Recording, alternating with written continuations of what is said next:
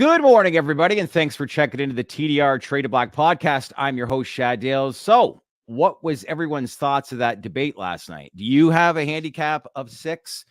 I don't even know where to begin with that debate, but yes, cannabis did not get its spot in the sunlight, so to speak, but we bring in Don Murphy once again to get his feedback on what he thought about this debate. And now, with the way rumors are speculating that Donald Trump will indeed win this election, does it apply more pressure on the Democrats to get rescheduling along with safe banking? So we want to get an update and feedback based off of that as well.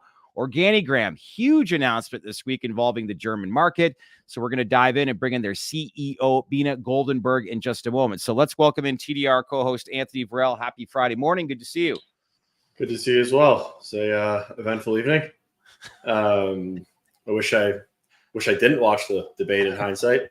And I mean, it's not surprising what's going on in the tape right now. I mean, you got a lot of companies that are down. I mean, some people are getting shaken out, and I mean, it just adds to the level of uncertainty. But I really do firmly believe Schedule 3 is still intact, and that narrative hasn't really changed. Regardless, because I don't really think at this point Biden's actually doing anything behind the scenes.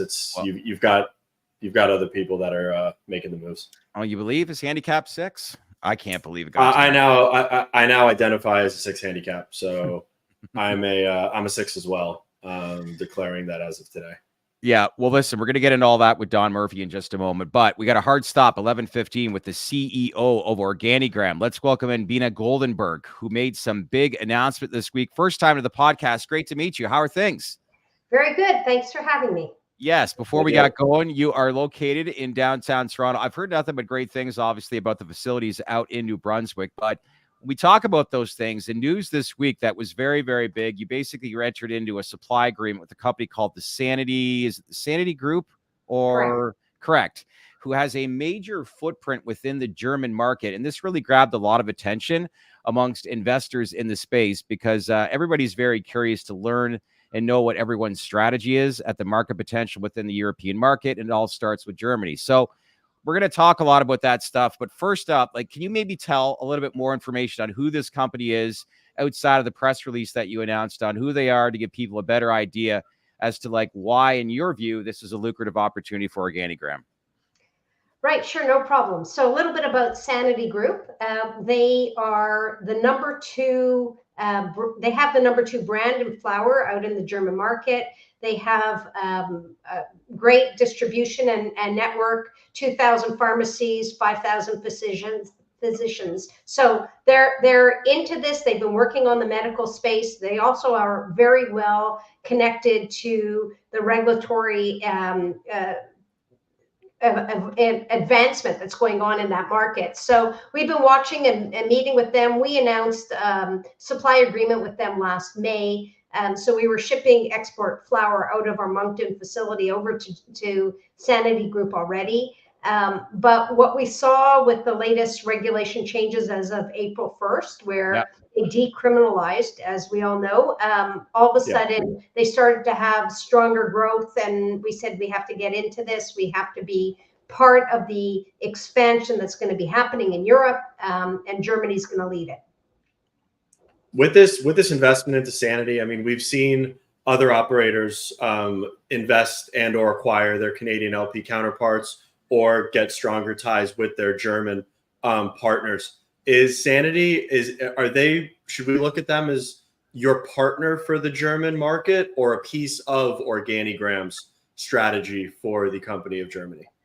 For the country of Germany, sorry. Yeah, so I think we'll continue to look at other opportunities in Europe as they evolve. Obviously, Germany is an important market, and we have partnered up with Sanity. We feel strongly in their capabilities. We like the fact that they already have a pilot project running in Switzerland. We've seen the results of that. We think gives them first mover advantage of potential pilot programs opening up in Germany, which we're looking forward to. So for now, they are our partner in Germany, but there will be, we'll continue looking in Europe at other opportunities as well. Huh. And I mean, understanding their size and scale. I mean, I know that they've got 2,000 clinics that they're selling, or clinics or pharmacies that they're currently distributing product to, 5,000 physicians. We talk about the German market in terms of growth, and with the decriminalization, the thesis was that we'd start to see a faster velocity of physicians being comfortable with writing prescriptions. Are you seeing that in the numbers, and are you seeing that in demand for flower as the market's maturing? So what we've seen, and this is coming through from the Sanity Group, is absolutely more prescriptions coming through. And we saw early in April, there was a backlog and supply challenges as this all rolled out. But for now, what they've said is we're somewhere between 30 to 50% growth since April 1st for medical patients. A lot of it being patients or people transitioning from the illicit market. So we're starting to see it absolutely coming through in the numbers.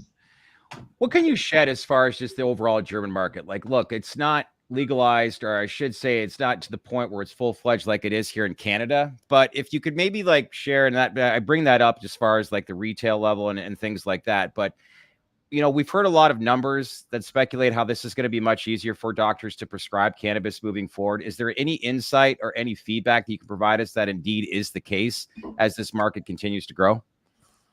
Really, all I could speak to is the fact that we are seeing that growth happening, right? So 300,000 patients, a lot of patients in Germany that are coming and getting those prescriptions. And like I said, early days, there was supply issues, but we're starting to see it continue to build. So very excited about it, and really excited about the second pillar coming into place. So pillar one was April 1st, which is where the access to more medical opportunities. But the second pillar being a recreational pilot program, and building off of what's been happening right now in Switzerland. So in Switzerland, they already Sanity Group already runs a pilot retail outlet in the Basel canton, and they're seeing great response to that one. And they knew what they had to do to get that pilot facility, or the pilot project.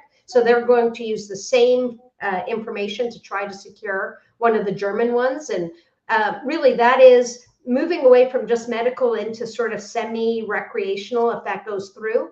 And, we saw with Canada, it's the same thing. The medical, really, you get a pretty big bump. And then all of a sudden, as recreational comes in, it just expands exponentially. And then you start seeing the transition between the different ways to get access. So we think Germany will evolve very similarly to how Canada evolves, but probably in a much slower way as they really manage through the rollout. Like, we rolled out too many stores too quickly here in Canada, but that will be a more sustainable approach to recreation. I was kind of going to key in on it if you had any insights into timelines, because I mean, when we talk about Switzerland and the pilot program, is there any sort of guidance as to when that could mature into an actual adult use market? And have you heard via Sanity or any of your contacts in Germany when it would be an expected timeline for something like Pillar 2 to be rolling out? Right. So I don't think Switzerland is moving too quickly. I don't think anybody in Europe is moving very quickly, but they are looking to roll out more pilot programs. So that's, and I know Sanity is looking at least another pilot project there in Switzerland. I think that, timing could be as early as next month where we hear about Pillar 2. So we're keeping our ears open and waiting to see that. But like I said, Sanity has applied to try to get one of those pilot projects. So listen, I think we're hearing other interesting things from Europe, other European countries. For example, we got contacted by the team in Czechia wanting to understand Canadian regulations. We know Poland is looking at things. So Germany, whatever, a year and a half ago, when everybody thought Germany was going to go legal rec right away, that it was very exciting. And then the pullback, a slower rollout, but it's going to be a domino. We're going to see it in Europe as each of these countries are watching Germany very closely. So Yeah. We're really excited to partner with Sanity and be part of that growth as it expands across the European continent. A slower So is rollout it- actually isn't a Yeah. bad thing, right? No. Correct. We've seen what happened in Canada and in US. I mean, there's the oversaturation of stores. I think the numbers are 3,600 retail outlets in Canada compared to 1,600 Starbucks. Like it's completely overexpanded, and we're going to need to see the consolidation. There is going to be, that oversaturation has to get addressed. What was that stat again? 1,600 Starbucks and 3,600 cannabis dispensaries? Correct. I mean, correct. Wow. but Shed, we saw that last week in Toronto. There were dispensaries next to dispensaries in the downtown corridor. So I mean, is it safe to say strategically that this relationship with Sanity or investment into Sanity in Germany and Switzerland, it's kind of like your entry point into the EU, and ultimately the strategy is to be servicing the entire EU or markets that permit? Listen, it is our entry into the EU for sure.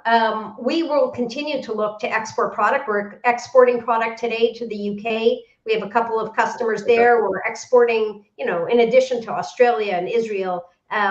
So we're exporting product already. But the opportunity that we see beyond just exporting product is how do we bring our brands and some of our innovation IP to the markets. Now, we've been starting to explore that for Germany, and it's a little challenging, and you have to have the pharmacies have to be involved in the middle.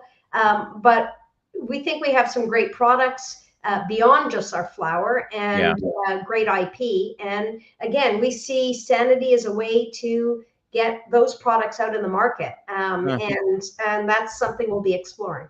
Yeah, well, we always love to hear a good European story. Last thing and this is consistent, but last question I wanted to bring up. We always hear about Europe being slower and slow.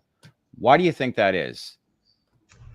I think this is going to be a test and go. I think they've watched the pitfalls that happened in Canada with oversupply and then, price compression and, a market that has evolved into, the highest THC for the lowest price. They want to stay away from some of those pitfalls that have come out in Canada, in the US, and some of the more mature markets. So I think they're doing a slow roll and hopefully make a more sustainable industry. Good answer. I think that makes I've sense. got one more question. So it's no secret that you have the strategic relationship with Bats as an investor. Europe is obviously part of the focus right now. Is there anything or any color you could give on any interest coming south of the border into the States, like some of your peers have already started to venture into across Canada?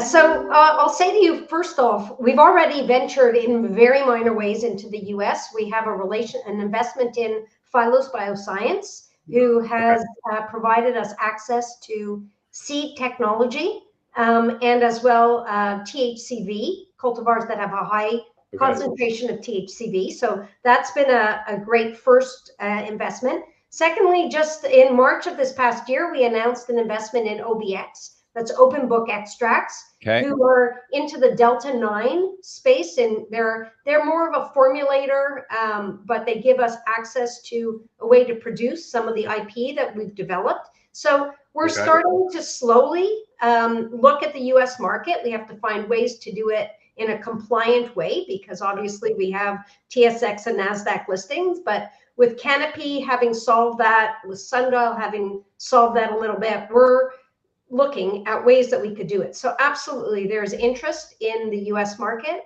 It's a big market, and we're going to have to play in there. We have aspirations to be a global leader, and you can't do that without being in the US. Here come the Canadians, right?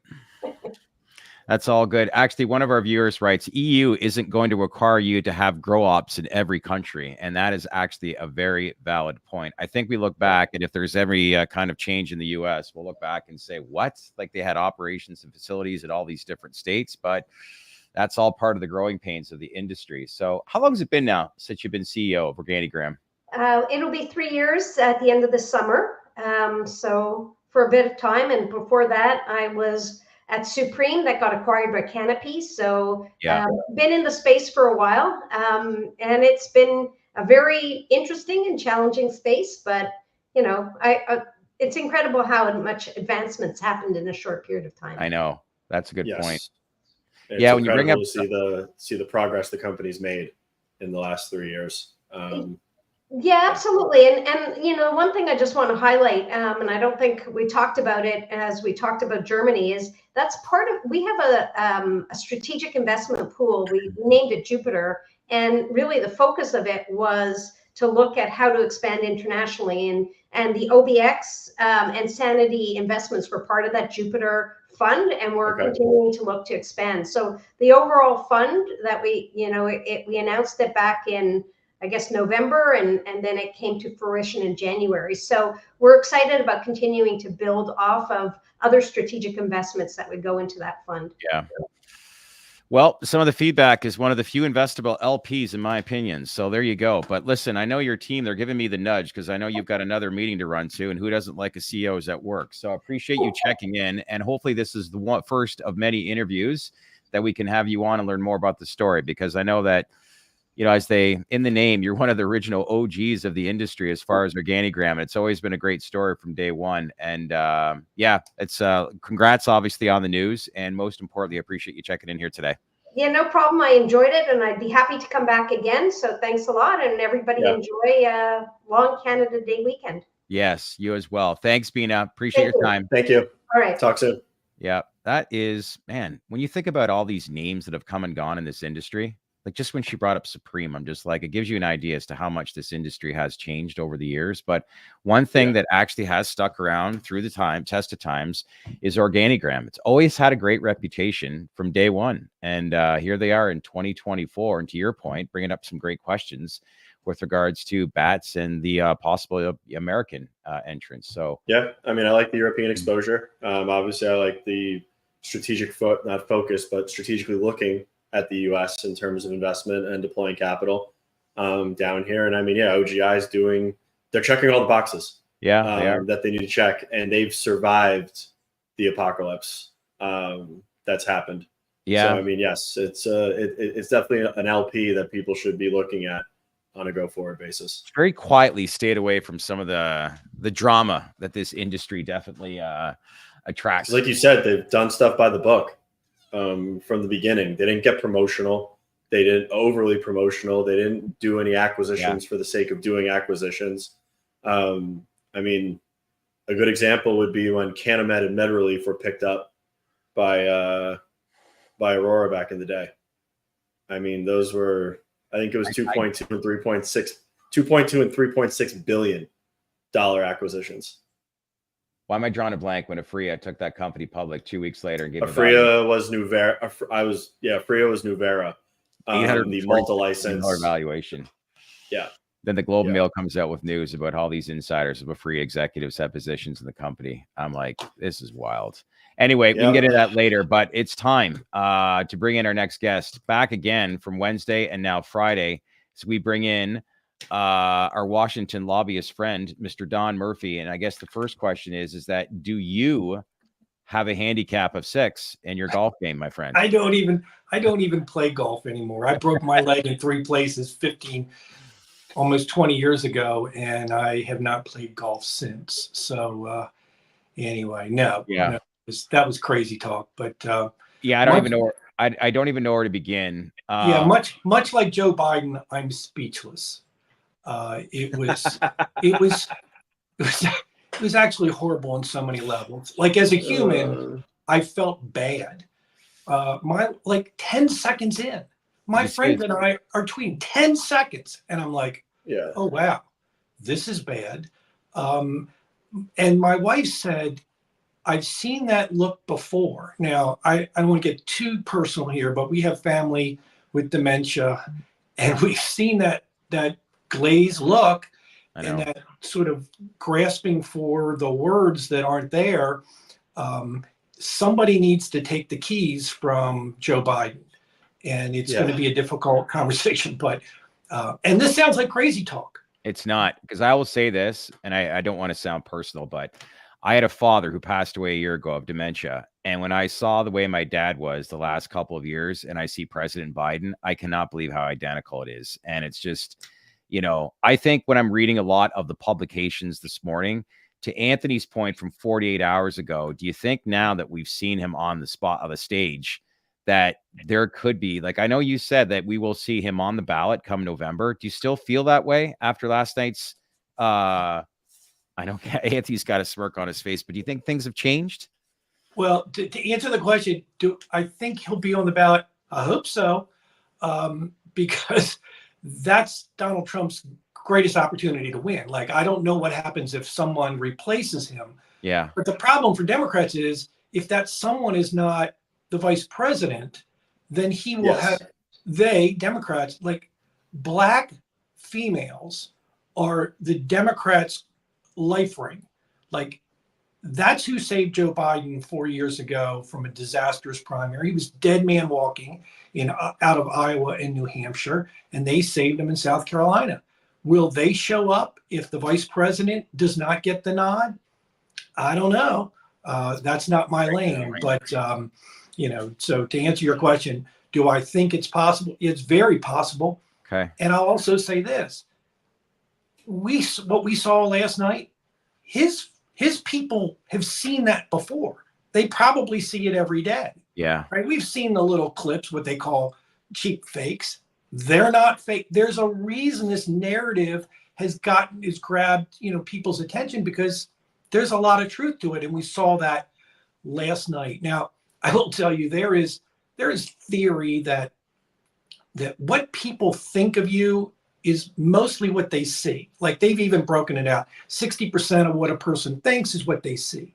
If you thought that debate was bad last night, rewatch it with the sound turned off, right? Everything you see, even the camera angles, like Biden looking off to the left, who did not prepare him for that?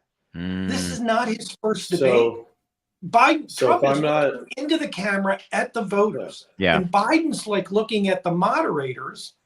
We know who they're voting for already. They don't matter. Why is he talking to them? Yeah. It was horrible. It was beyond horrible. Did you and see it was his either wife? malpractice or it was intentional. Did you see his wife I think afterwards? Go ahead. I think two of the gentlemen up here looked at me like I was crazy on Wednesday when I said, watch, this debate's a hit job. They're putting him out there to put him in front of everybody and create the narrative to replace and or show everyone just how inept he is. And it kind of looks like that, all things considered.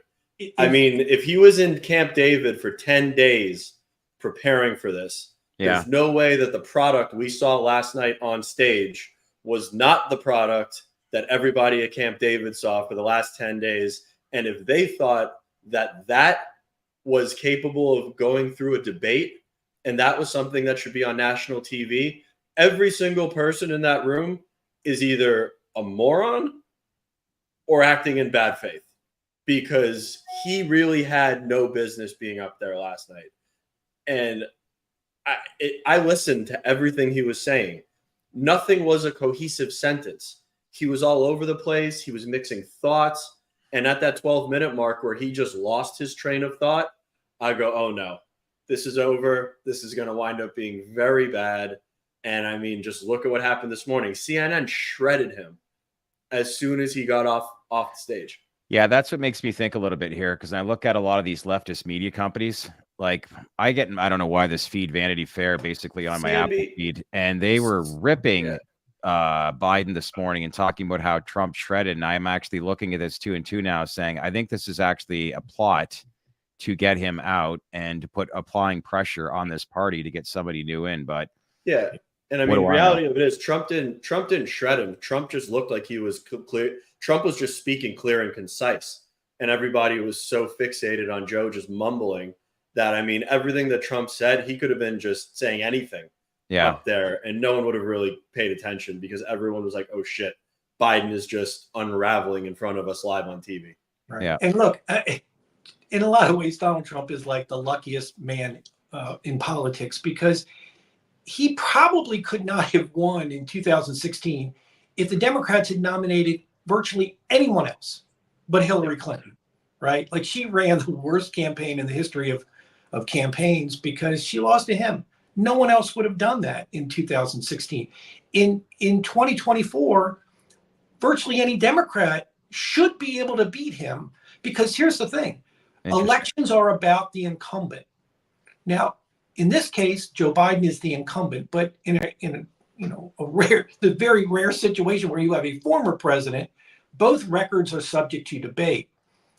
If the Democrats replace Biden, then Trump by default sort of becomes the incumbent, and it's his record that is on display, not Biden's. But right now, this is a disaster for Sherrod Brown, for Jackie Rosen, for John Tester, for these frontline Democrats in the Senate.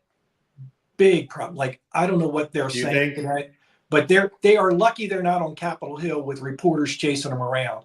The House is sort of in this morning, and as I read, there are Democrats literally running from the press. They don't want to answer questions. I've seen a lot of people trying to come up with narratives as per what was going on last night. I mean, a lot of people are saying this is going to expedite rescheduling. I mean, I really, truly don't believe that cannabis moves the needle for Joe. He's not going to throw a Hail Mary and deschedule to hope to shift sentiment. That ship has sailed, and I think that ship was just vapor from the beginning. I mean, do you think that this moved the needle any which way in terms of the rescheduling process?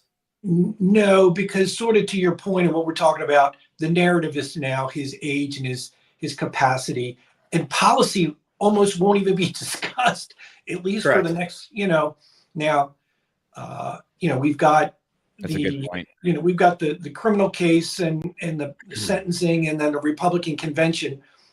I would caution the former president just to not say or do anything today to step on the lead, right? Like, and I would tell Donald Trump not to debate again. Like, imagine the World Series where you win the game one and then they cancel all the other games. You win. Like, why would you want to play again if you didn't have to put that win at risk? Let this be the thing people remember forever, at least between now and the election, and be done with it. So you think no more debates for Donald Trump if Joe Biden? Like, you're right. I would suggest that they not. I mean, why screw it up? Like, you can't do much better than Donald Trump did last night. Even if Donald Trump didn't score a run, he gets 0, and Joe Biden gets like -8. I know, right? Like he loses because he's in the red, not in the black. He's not at 0. He's lost his principle. It was interesting. I won't lie. Yeah. So let's bring this back. Let's just bring this back to cannabis, because I know that's like, if I'm Chuck Schumer and I'm us and I'm looking toward the future is better for Republicans today than it was yesterday, which is probably in theory not good for cannabis, right? So the thinking would go for Schedule 3 and for safe banking. Now, I don't think Schedule 3 is at risk at all. Not at all. Neither do I. No, not at all. But I think your investors in this space, and I'm not one of them, so maybe I don't know what I'm talking about, but I have watched that little line go up and down. Like on great news, it goes up, and the next day it's like back to where it was. Schedule 3 goes up, and within a week it's like below where it started. I don't think the investors in this space are likely to watch what happens and give any credibility to the fact that Donald Trump would keep Schedule 3. They just won't believe it. When the HHS came out, they were waiting for the DEA. When the DEA came out, they were waiting for something else. They were waiting for Biden. They keep waiting for, I don't know what. Like, it's done. It's a done deal. Now, safe banking, on the other hand, if Chuck Schumer wants to get safe banking over the line, and the only reason to do it is because it's a vehicle for hope. If you're the left, right? If you're progressives, you need safe banking, not because you want MSOs to be able to bank. You don't care about MSOs. And I'm not sure you care about the little guy either, because the little guy needs banking more than the MSOs. Yeah. But you need safe banking as a vehicle for hope. And without hope, then the Democrats don't deliver any social justice equity in the in 4 the cannabis years space at all. And if you think hope is going to be an issue that Republicans are going to push in the next Congress and the one after that, there's just no way. They don't care. No, zero chance. Yeah. So you better kick the field goal while you're still in range, because right now the Democrats are moving backwards. They're going to lose the Senate. They're not going to gain the House, and they're likely going to lose the White House. So last night is not great overall for cannabis. But I'll also tell you, and you read the story that Cory Gardner said about what Trump said, and Jeff Sessions and the Cole memo. That's not news to me. I mean, I had those conversations with Cory Gardner years ago. Yeah. I knew that. Trump didn't do anything. They didn't increase prosecution at the DOJ after the Cole memo was repealed. They didn't. Trump didn't like it, but you couldn't undo it, and so they did. But they didn't enforce federal law after the Cole memo was repealed, as some people thought would happen. I'm curious to see who the vice potentially could be for Trump, because I mean, we've seen Kamala kind of own cannabis for Joe. I mean, obviously the vice president never really has a lot of say or power, but I mean, it could be something that they could influence, because let's be real, in the grand scheme of things, in the event that Trump wins in November, come January, he's going to have a laundry list of things to handle, and cannabis isn't going to be one of them that hits the top 10. Yeah. He's going to have to deal with the border. He's going to have to deal with inflation. He's going to have to deal with a lot of things that are going to affect Americans on a daily basis versus cannabis. He's going to go reinstitute the pipeline before he goes after cannabis. I don't think he's going to get in there day one and be like, all right, guys, let me go right after this rescheduling.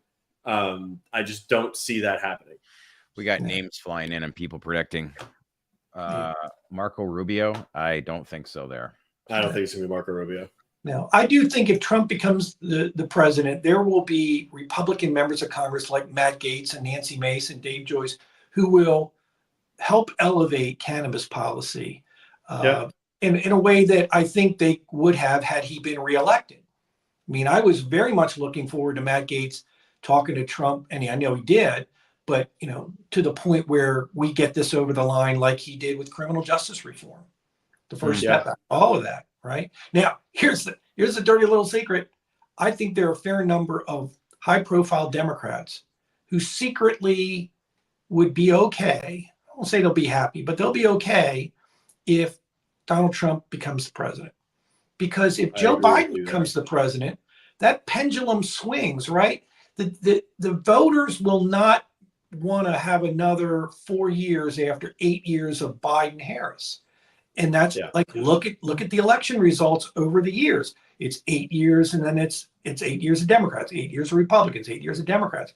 So the prospects for a Democrat getting elected in 2028 becomes slimmer. Plus, if Harris is the vice president, she's the most likely nominee for the Democrats going forward. She may be the vice president. She may be the president. And based on last night, if somehow Biden wins, he ain't going to be there long. No, I would hate to see Kamala as president. I think he best described last night is Trump didn't win, Biden lost. Is that a great way of saying that from last night? Yeah. Yeah. I mean, besides, nobody remembers what Trump said. I know. They just remember looking at Biden with that blank stare and that wandering.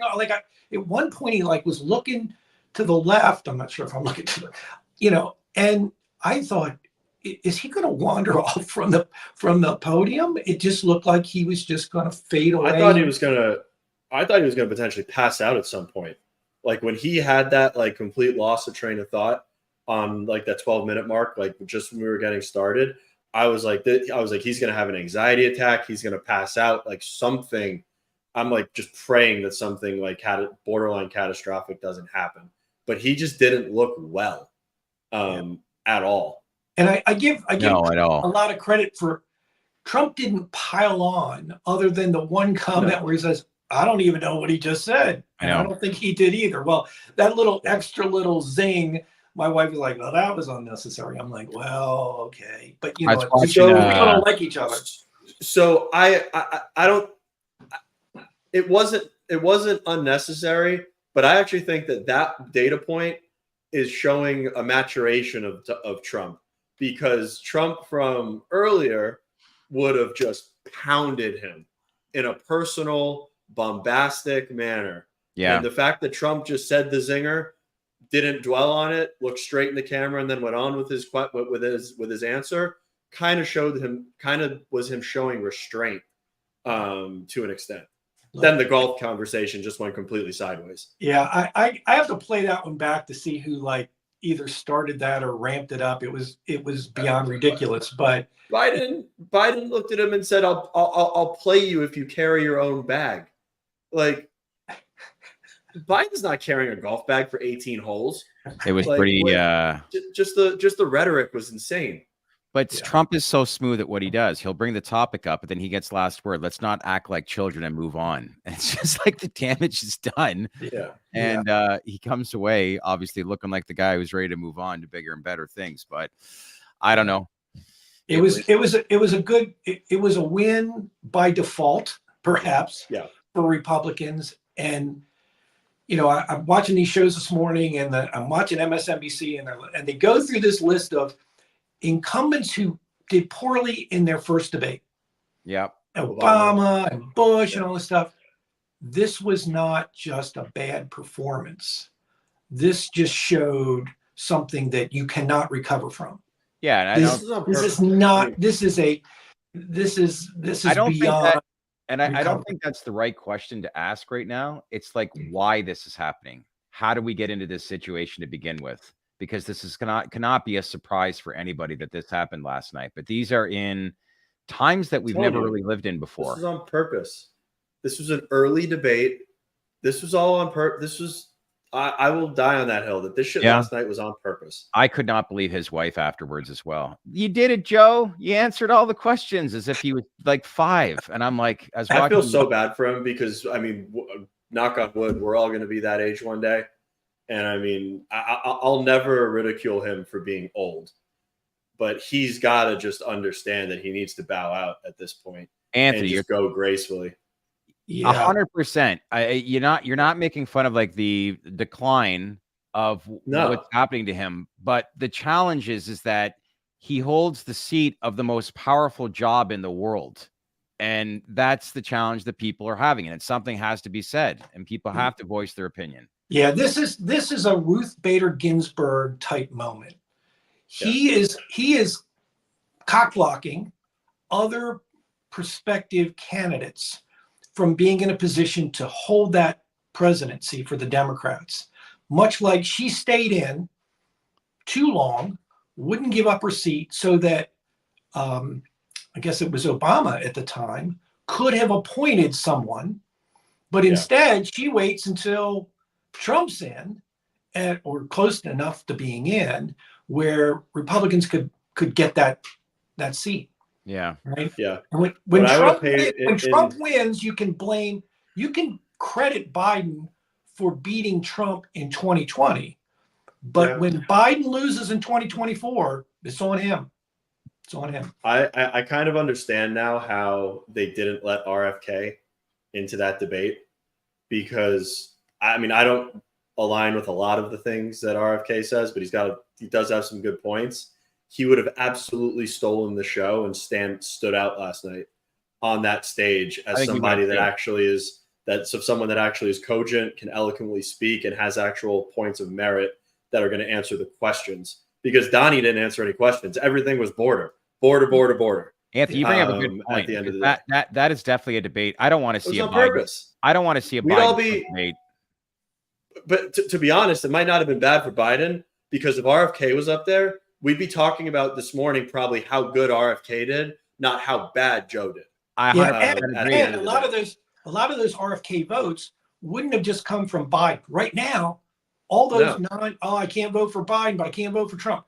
all those Biden people who would have held their nose and voted for Biden, they'll go to RFK. If RFK had been on the stage, then Trump loses, some of those votes perhaps, but it was just bad. Me personally, I don't think that's a debate that Donald Trump wants, is a discussion with RFK at all. No. Because I think he would 100% know how to handle him, because the one thing I always find with the old establishment is they never really adapt to saying, okay, what are the concerns of the voters? They never address that.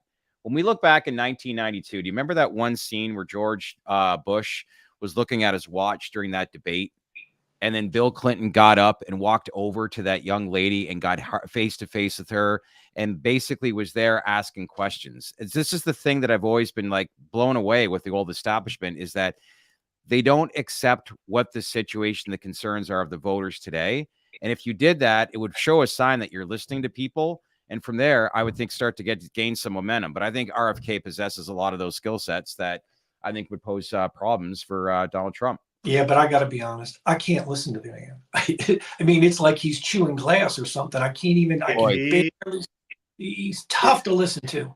I know. If he didn't have that problem, if he didn't have that, and it's a shame, because if he didn't have that voice impediment, which doesn't inhibit him in any way, I know. I think he'd be running away with this election. I do too. The fact that you just said, Shad, that Donald Trump didn't want him on the stage is true, but I mean, it's bullshit, because we all deserved for RFK to be on that stage. I know. We deserve better than Trump. You don't think we deserve better than? You can't have everybody. You get Marianne Williams and Dean Phillips. By the way, speaking of Dean Phillips is the one Democrat in this country who woke up this morning with a clear conscience. What do you mean by that?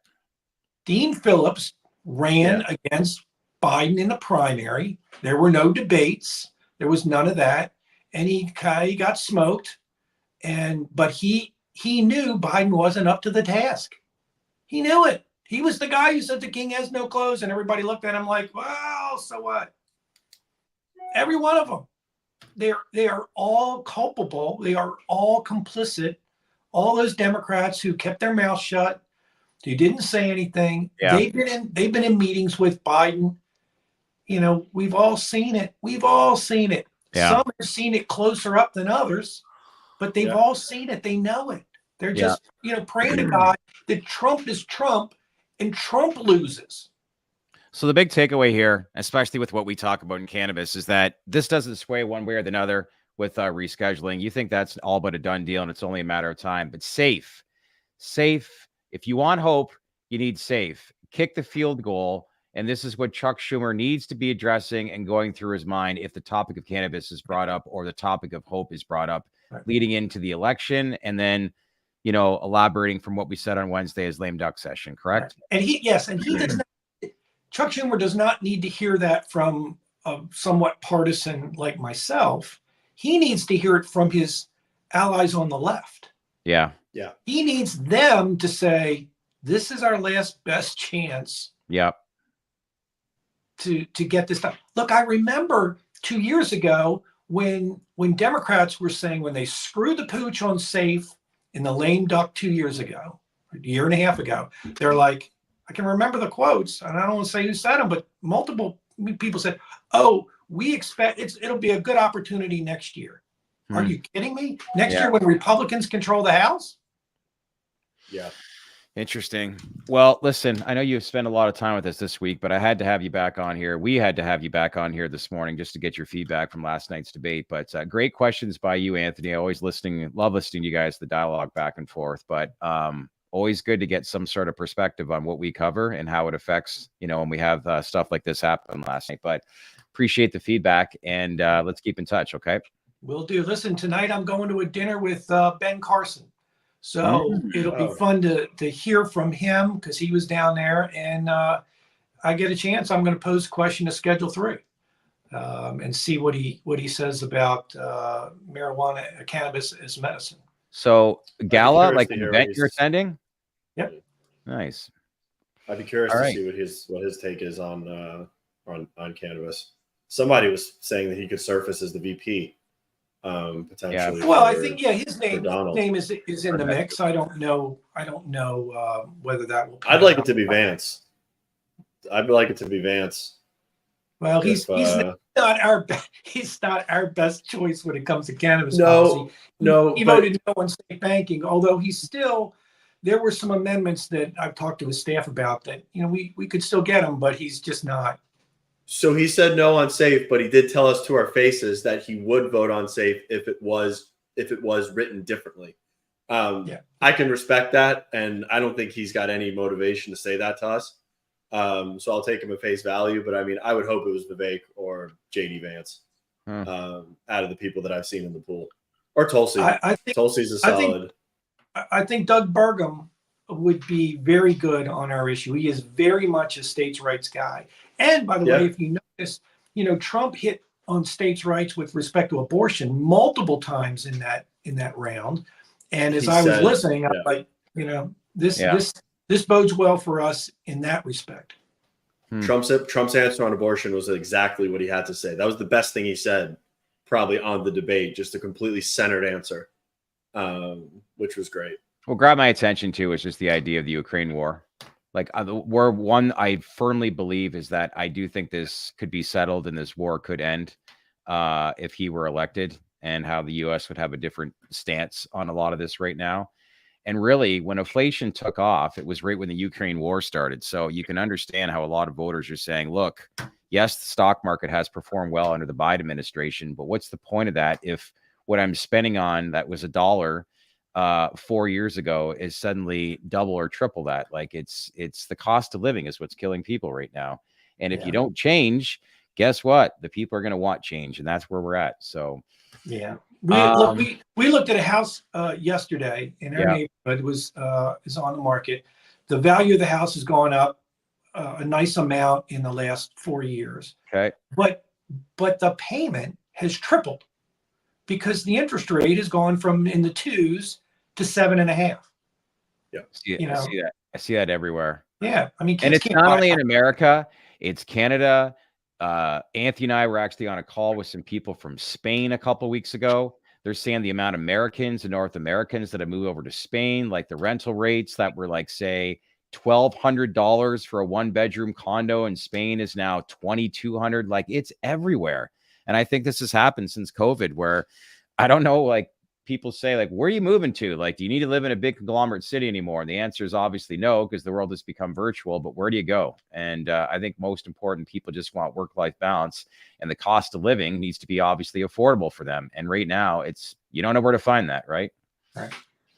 And sadly, Trump, Biden's somewhat base is, the people he is sort of leaning into for his presidency, the middle class, if you will. They're the ones getting hurt the worst. Yeah. All right. It's 10 to 12 already. I got to cut this short, my friend. I was thinking this is going to be a 15-minute segment, but it's never. What are you new here? It's never 15 minutes. Of course it isn't. Go on. Yeah, man. We need to have a second podcast. DC with Don. Yeah, that should be a standalone podcast. But listen, enjoy the rest of your weekend, and I appreciate you obviously coming back here on this week to provide some feedback from last night. All right. You too. All right. Thanks, Don. Thanks, sir. All right. We patiently, I know Dan from the Chart Guys want to talk about the market as a whole for the week. So I know you and Guap's going to be coming on in just a minute. So we'll put you in the back end, and we'll bring up Dan from the Chart Guys real quick to talk about the week that was had. And so Arns, we bring up Dan as we cue up the music.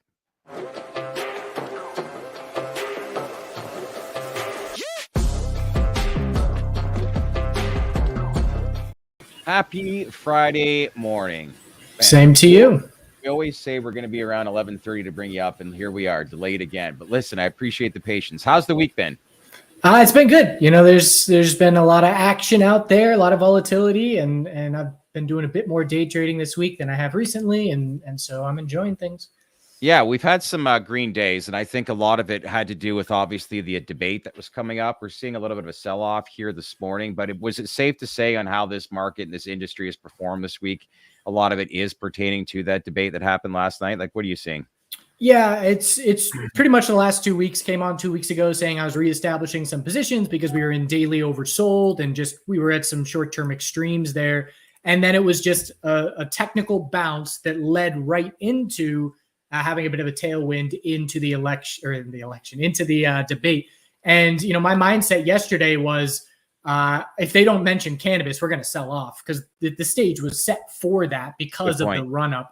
And so I think today we're dropping hard for two reasons. Number one, they didn't mention cannabis. I didn't think that was a likely scenario, so I was taking some profit yesterday afternoon. And number two, the fact that Trump becomes more likely to be president now. And I think, some of the market participants are potentially saying, oh, maybe that makes Schedule 3 a little bit more shaky. And as Don just gave his opinion, he doesn't think it matters. And maybe that's the case. We got a decent little bounce going on right now, but we just have to keep in mind that, from the technical standpoint, it was always, I'm looking for an entry for a bounce, but we know a weekly lower high is going to be the most likely result of that bounce eventually. And so, now we're just looking for that weekly lower high to shape up. Is it set yet? I don't have enough information. I need to see how the next maybe 2 trading days goes, but it's a temporary top. We can say that much, and decent bounce. But what we're looking for here is what you get at an equilibrium, looking for a pullback and a tightening range, but definitely a profit-taking day overall. Yeah, 100%. You seeing the same thing with TrueLeaf? TrueLeaf is fairly similar. It's holding out decent in the sense that we didn't break the low of yesterday, so that's a small win. One thing to note is on this bounce with TrueLeaf on the weekly time frame is that it is a 50% retracement at this point, right up to that level, which is, bulls always want 50% plus retracement to try and create space.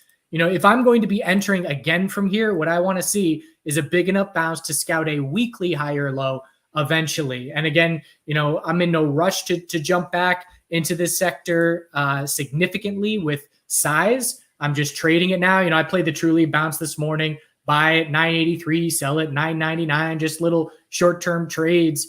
But for the bigger picture, still aware that, July and maybe even into August could be slow, and watching for the weekly lower highs. A lot of unknowns still, that's for sure. And I assume the same trend you're seeing with GTI?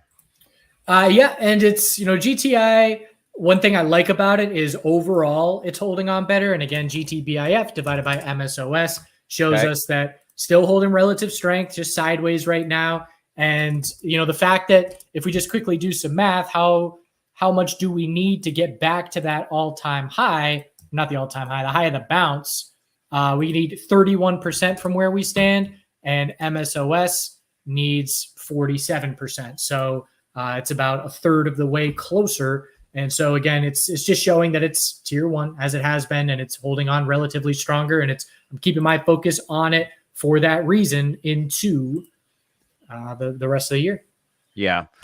Listen, I want to actually jump into another category industry, I should say, and jump into the psychedelic section, which is MindMed. And I know that's something that you wanted to discuss here, but this is a company that's quietly, their IP is incredible. They had unbelievable research results earlier this year. I was actually in a conversation last week with someone who knows the story really well and saying it's some of their management team, the background. I forget what the title was, but she has a background working with the FDA.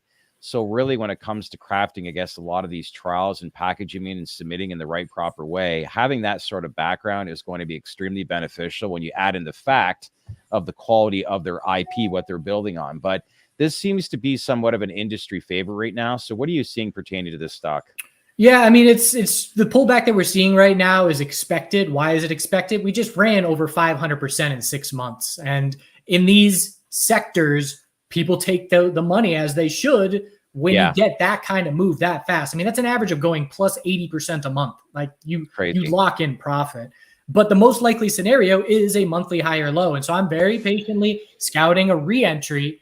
I did play it on the way up with a small position size. Maybe I'll go a little bit bigger this time around. But again, we can see that from where we bottom to the top, we have retraced a good bit of this move. But what I'm seeing now in the short term is a battle for 7 psychological, where, there's your 7 psychological, and we dip below it and bounce above it and then hold it. So essentially what has been happening is supply has been outweighing demand, and we've been drawing months. And now the scales are evening out, and we're having a fair price right now, right around the $7 level. And the question is, over the next short period of time here, the next couple of weeks, can the bulls shift that where demand exceeds supply and we make a move back up to 850 plus is what I'm watching for. I haven't made entry just yet. If I wanted to be aggressive, I'd be adding, and I could put a stop at 689, something like that. But keep an eye on the Russell. The Russell is going to have an impact. And right now, the Russell 2000, which is, again, the small caps in the market,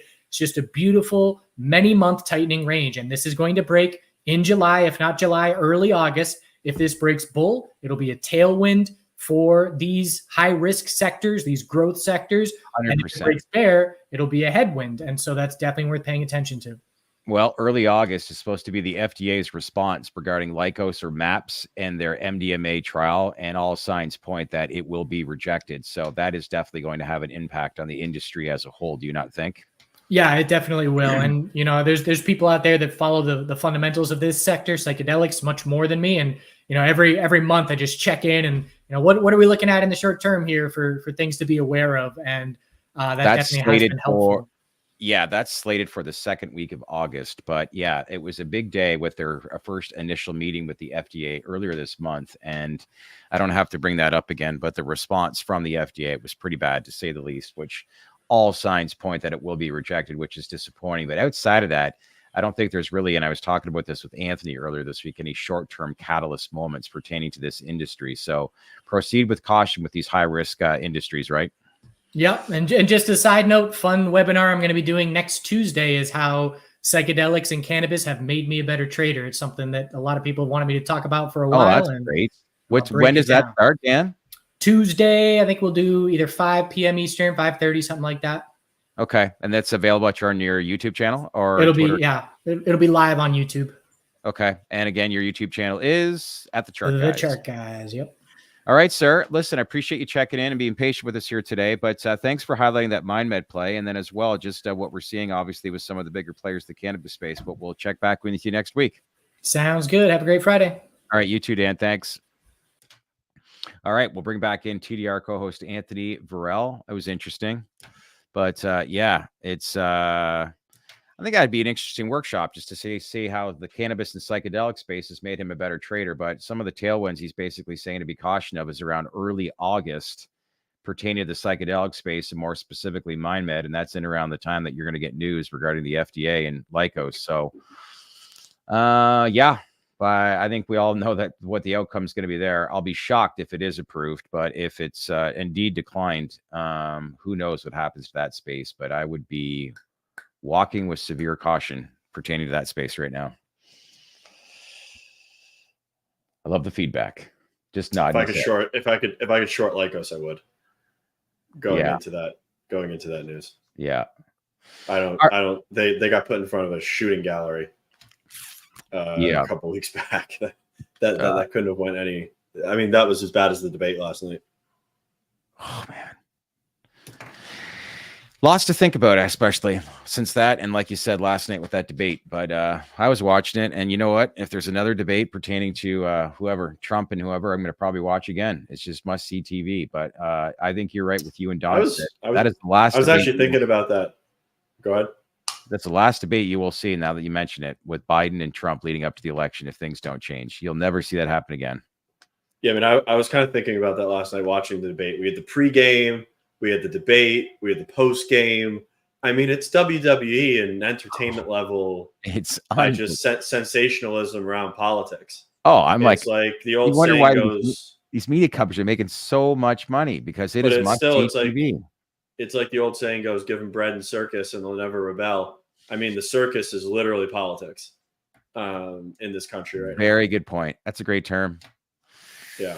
Yeah. All right. Listen, it's 12 o'clock and we're just about an hour into this. So it is that time of the week again. It's time to bring in our good friend Guap, because it's time for Mic Drops with Guap. Good to Fred. Good to that. I sound like Biden there. Good to Greetings, Earthlings. I'm going to talk about the word high for 3 minutes. I'm going to stay on topic and rhyme the whole thing, something that neither candidate can do. You need music? Bars. Bring that music up, Barnes. Let's go. Rhyme, baby, rhyme. Aye, 'tis I, Bill Fly, the marketing guy, here to opine on the word high. People snort that whiz-bang yayo Bolivian marching powder to get high. People shoot up that bozo black tar caballo negro to get high. So why would anyone try to get high off broccoli? Aren't they worried it's the same high? Now, I get high, but not too high. But do you see why it's time to move away from high, McFly? The HighRightNow.com campaign tried. Old guys, professional guys, active guys, but I wisely surmise the problem is still the word high. So in reply, let's figure out why. When I'm high, I can study the sky, rhyme like T.I., hike hulalai, write sci-fi, prune bonsai, stretch to stay spry, flight Cobra Kai, fly to Brunei, visit Versailles, all while sipping chai. So excuse me while I kiss the sky. The end of the word high is nigh. Deep sigh. Bye-bye. So, look. That was amazing, my friend. Thank you. That was really good. I tried to make a point there. The puritanical origins of this country, the 60s and 70s hippies, 80s dare campaigns, stoner movie stereotypes, all still echo in the heads of Americans. The stigma is alive and well. The truth is, cannabis is medicinal and recreational. Some might even say life-enhancing. Lost in all the talk about how cannabis helps treat X, Y, Z conditions is that most everyday people just need a natural, low-dose mood enhancer to better handle the human condition and the debate last night, to be honest. Cannabis plus nature plus exercise plus learning/creativity plus friends is the real cure-all. So I challenge the industry to aim higher. Don't just pay stoner influencers to sell an increasingly stronger product to the top 10 consumer. Show people living their best life activated on cannabis. I like that, actually. Yeah. Have somebody that people can relate to, right? Yeah, it's all about aspirational lifestyles and taking you have set the bar very high for very Mike high. Drop Guap after Thank this you. one. Yes, I can rhyme all day. Happy to do it again. Hey, you know what actually has resurfaced in our live stream, Guap, is the Dana Carvey chopping broccoli. Chopping broccoli. Yes, yeah, chopping broccoli was in there for you. Early 90s, baby. You know what I didn't like about today's podcast is that we didn't have you on longer. I love Friday hanging out. It's very chill. They leave them wanting more, right? Yes, but good little interview with Beena Goldenberg and good information regarding the EU market, excuse me. And then obviously the Don talking about last night, but interesting information. But the big takeaway that we both got, and I think our audience got, was that this does not change rescheduling in one way whatsoever. And things could be getting a little bit more serious with regards to SAFE during lame duck session, knowing that with the way people are speculating that if the Dems have any chance at winning this election, they best find a new running candidate right now, because that was pretty embarrassing last night. And I don't want to say embarrassing, it's just unfortunate. But people need a better leader, and that's obviously going to happen come November 5th. But yeah, I'll leave it at that. Cool. Anything else you guys want to add? I'm good. I think we covered it this week, boys. We got a long one, hour and 3 minutes. Gents, enjoy the rest of your day. As well, let people know that we have initiated coverage on Terracin. So if you had any chance, log on to thedalesreport.com. Links actually here as well. Aaron's put out that QR code in the lower right-hand corner when you get a chance.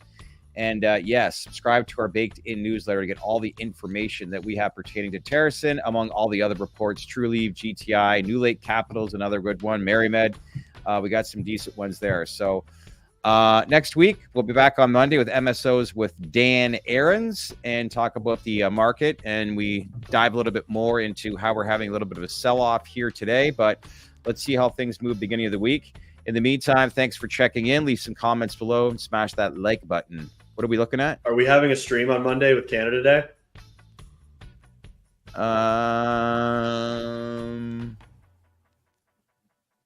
You guys let us know. Should we do a stream on Monday? We should, shouldn't we? Well, it's not my holiday. It's your holiday. I like to classify myself as an American living in Canada. So, yeah, let's do it. Monday, live Yeah. stream. Talk about hemp for an hour straight. Are you guys Yeah. July 4th holiday next Thursday? A lot of Americans going to be off on Friday, that's for sure. I will be in Canada for July 4th. Maybe we do a live stream next Monday and Wednesday and a pre-record set for Friday. We'll try to find a big name guest that we can push out next Friday morning because everybody's going to be outside next Friday. That's for sure.